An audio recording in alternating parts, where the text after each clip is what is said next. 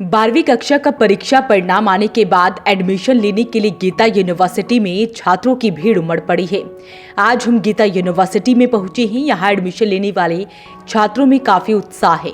अपना भविष्य सुरक्षित करने के लिए छात्र अपनी रुचि के अनुसार कोर्स का चयन कर रहे हैं। मुलाकात करते हैं गीता यूनिवर्सिटी के प्रोफेसर चांसलर अंकुश बंसल से।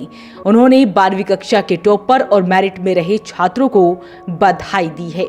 आज मैं सभी 12th के स्टूडेंट जिन्होंने सीबीएसई का पूरे 2 साल से मेहनत करते हैं, एक बच्चा 10th करने के बाद 12th के रिज़ल्ट की वेट कर रहा था। सरप्राइजिंगली कल उनको एक सरप्राइज़ मिला सीबीएसई की तरफ से और मुझे बताते हुए बहुत खुशी हो रही है कि हमारे पूरे देश का रिज़ल्ट अप्रोक्सीमेटली 89% सीबीएसई का 12th का रहा और अराउंड 1 लाख से ज़्यादा बच्चों ने 90% से ऊपर नंबर लिए।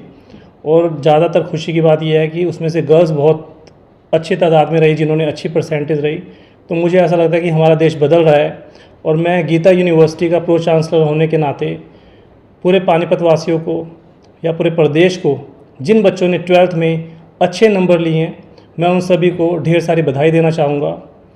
अब अगर देखा जाए तो आज की डेट में 12th के बाद पेरेंट्स भी, बच्चे भी कहीं ना कहीं अब कंफ्यूज हो गए।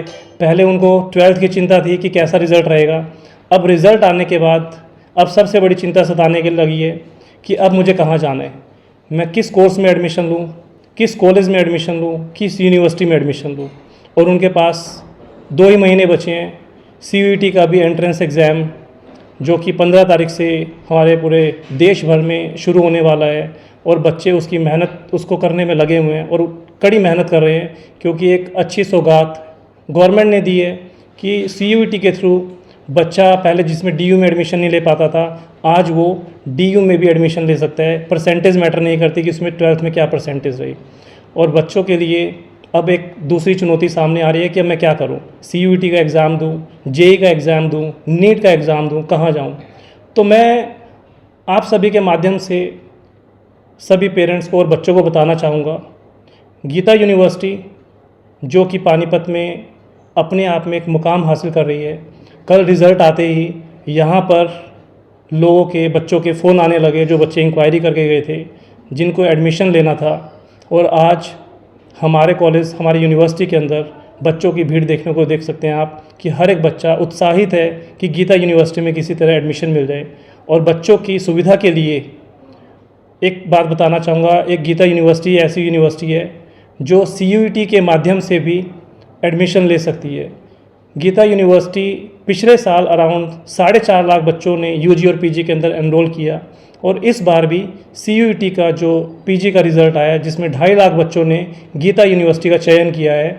और अभी सीयूईटी के अंदर आप देख सकते हैं पोर्टल के ऊपर गीता यूनिवर्सिटी यूजी के अंदर भी अवेलेबल है। ये एक मात्र ऐसी यूनिवर्सिटी है जो इस एरिया के अंदर सीयूईटी के अंदर अवेलेबल है। और बच्चों की जो चिंता है मैं उसके बारे में बताना चाहूँगा कि वो एक अच्छे यूनिवर्सिटी का चयन कैसे करें और कोर्स का चयन कैसे करें। सबसे पहले तो मैं बताना चाहूँगा कि अगर आपको कोई शंका है किसी तरह की भी, आप गीता यूनिवर्सिटी में बेझिझक आप किसी भी टाइम वर्किंग डे वाले दिन यूनिवर्सिटी में आ सकते हैं। हमारे करियर काउंसलर यहाँ पर अवेलेबल हैं जो फ्री ऑफ कॉस्ट बच्चों को उनके करियर से रिलेटेड पूरी इन्फॉर्मेशन देंगे कि उनको क्या करना चाहिए, उनकी परसेंटेज के बेसिस पे, उनके एंट्रेंस के बेसिस पे। और उसी के साथ साथ साइकोमेट्रिक टेस्ट भी free of cost Geeta University में अवेलेबल है कि बच्चा अगर अपना साइकोमेट्रिक टेस्ट करवा के पता लगाना चाहे कि मुझे किस कोर्स को करना चाहे तो वो चीज़ भी अवेलेबल है। और सबसे इम्पॉर्टेंट बात मैं इसके अलावा भी बताना चाहूँगा कि एक यूनिवर्सिटी को चूज़ करने का सबसे पहले एक बच्चे को देखना चाहिए कि वो यूनिवर्सिटी हर एक चीज़ मैटर करती है बच्चे के लिए। उसका डिस्टेंस मैटर करता है, उसकी फाइनेंशियल कंडीशन मैटर करती है और उसका करियर मैटर करता है। डिस्टेंस की अगर बात करें, आज हम पानीपत में स्थित हैं, दिल्ली एनसीआर के पास है गीता यूनिवर्सिटी, तो डिस्टेंस एक बहुत बड़ा चैलेंज नहीं है बच्चों के लिए। और पानीपत से मात्र 10 किलोमीटर दूरी पे ये हमारी यूनिवर्सिटी है जहाँ पर पानीपत, करनाल, सोनीपत, शामली, कुरुक्षेत्र, रोहतक, जींद सभी जगह से बसेस की फैसिलिटी भी अवेलेबल है। उसी के साथ साथ अगर हम फाइनेंशियल एस्पेक्ट की बात करें तो गीता यूनिवर्सिटी के अंदर गट्स एग्जामिनेशन भी अवेलेबल है जिसके अंदर बच्चा अगर 12th के अंदर किसी कारण से अच्छी परसेंटेज नहीं ला सका, उसके बाद वो Geeta University test of scholarship देकर भी अपना एडमिशन ले सकता है। लेकिन वो एक फेयर रिज़ल्ट और ऑनलाइन रिज़ल्ट रहता है, जिसके माध्यम से बच्चे को फाइनेंशियल कहीं ना कहीं एक हेल्प मिलती है। तीसरा मोस्ट इम्पॉर्टेंट थिंग मुझे जो लगता है, एक बच्चे के लिए इन सभी चीज़ों के अलावा एक इन्वेस्टमेंट जो आप कर रहे हैं उसकी ROI क्या है, रिटर्न ऑन इन्वेस्टमेंट क्या है, कि आज एक बच्चे के ऊपर अगर आपने 5 लाख या 10 लाख रुपए लगाए और 4 साल के बाद या 3 साल के बाद क्या वो बच्चा कामयाब हो पा रहा है या नहीं हो पा रहा, वो देखने की ज़रूरत है।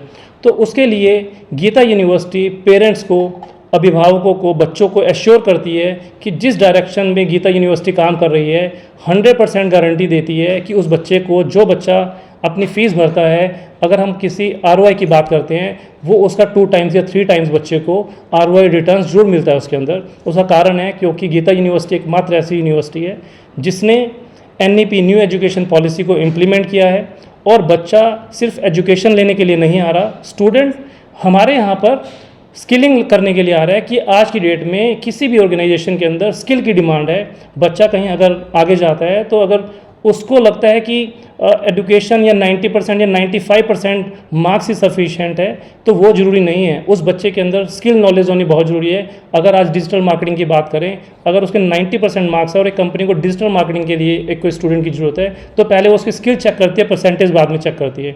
तो इसी के साथ साथ गीता यूनिवर्सिटी आज BTech के अंदर full stack development, cyber security, data science, artificial intelligence, BCA के अंदर काफ़ी स्पेशलाइजेशन दे रही है, BBA दे रही हैं, फॉरेंसिक साइंस जो कि गवर्नमेंट ने मैंडेटरी कर दिया कि आज की डेट में होम मिनिस्टर हमारे जो अमित शाह जी हैं, उन्होंने कहा कि अगर किसी भी केस को 5 साल अगर हो जाते हैं तो उसके बाद केस के लिए फॉरेंसिक साइंस का इन्वेस्टमेंट होनी बहुत ज़रूरी है। तो इसी तरीके से हमारे पास न्यूट्रिशन एंड डाइटिक्स, इस तरह के काफ़ी कोर्सेज हमारे पास अवेलेबल हैं। लॉ की अगर हम बात करते हैं, नर्सिंग भी आने वाली है हमारी यूनिवर्सिटी के अंदर बड़ी जल्दी, इसी साल से नर्सिंग भी हम शुरू करने वाले हैं। तो मुझे लगता है कि इन चीज़ों का माइंड में रखते हुए कि हमें किस यूनिवर्सिटी का चयन करना चाहिए, ये हम ध्यान में रखते हुए यूनिवर्सिटी को चयन करें, और बाकी इन्फॉर्मेशन कोई बच्चा हमारे पास आके इन्फॉर्मेशन लेना चाहता है वो आकर पूरी इन्फॉर्मेशन ले सकता है। धन्यवाद।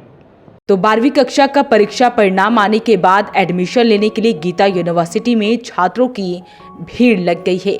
अपील रहेगी इस वीडियो को आप शेयर जरूर करें। वॉइस ऑफ पानीपत के लिए ब्यूरो रिपोर्ट।